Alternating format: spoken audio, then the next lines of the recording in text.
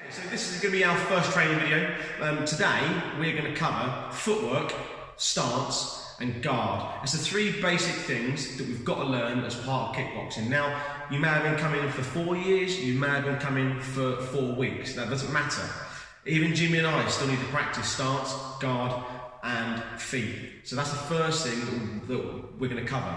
Horse riding stance, left stance and right fighting stance. Okay, so our first stance in kickboxing is ready stance. Feet shoulders apart, hands down, fist clenched, looking ahead, focusing ahead. That's our first basic one when we're grading. As you can see, feet are square, feet are facing forward.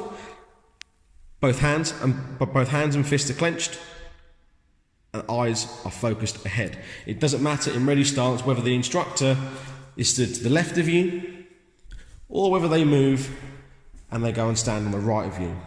You should be focusing ahead. Next, we'll go into left stance. Now we're focusing on left fighting stance. So left fighting stance is for those of you that are right-handed. You'll stand with your left leg at the front, left arm at the front, and your right arm is tucked up just behind you underneath your chin. So from the side, left fighting stance, we're focusing this way. As we can see, left arm at the front, right arm under the chin, and both feet are facing the front. And again, we're still in left fighting stance, but this is an angle from the feet. Okay, so left leg, your toes are not pointing forward, and they're not pointing completely towards the right. They're pointing at an angle. Your back foot is always facing sideways. That's to enable you, if you get pushed, that you can push back. And this is right fighting stance. So right fighting stance is for those of you that are left-handed. So you will stand with your right leg at the front, your right arm at the front, and your left hand at the back. And again, from the side view, we can see that. We can see the right arm at the front, the left arm at the back, and both feet are in stance. And again, right fighting stance from the feet level. The front foot, again, is not facing the front. It's not facing fully to the side. It's at a 45-degree angle. And the rear foot is at a 90-degree angle. And again, that's to allow you to push back should you get pushed. So, we'll take you through that now, step by step, from ready stance to left stance, back to ready stance, and back into right fighting stance. Okay, so we'll go into left stance first. So as you can see, the foot comes and the hands go together. It's now in left fighting stance. Back to ready stance. And we're going to right fighting stance.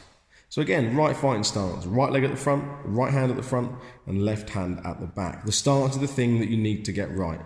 If you can master both left stance and both right fighting stance, it will make your life a lot easier when you look to fight. Let's get the feet right and the hands right before we move on. So one important thing to always remember is that our guard is up.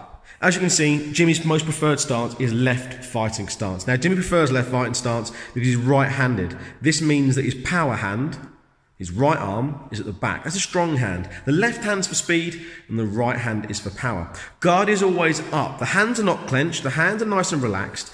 Okay, there's no tensing up at all at any point. Jimmy's right hand is just tucked, just underneath his ear. His left arm is allowed to float out a little bit and drift. Remember, both elbows need to be kept down at all times. We don't lift our elbows up. We're not a chicken. Okay, and again, coming from this side, as you can see, all right, that left elbow is allowed just to drift so that the left elbow can come backwards if needed, and it can also float forwards.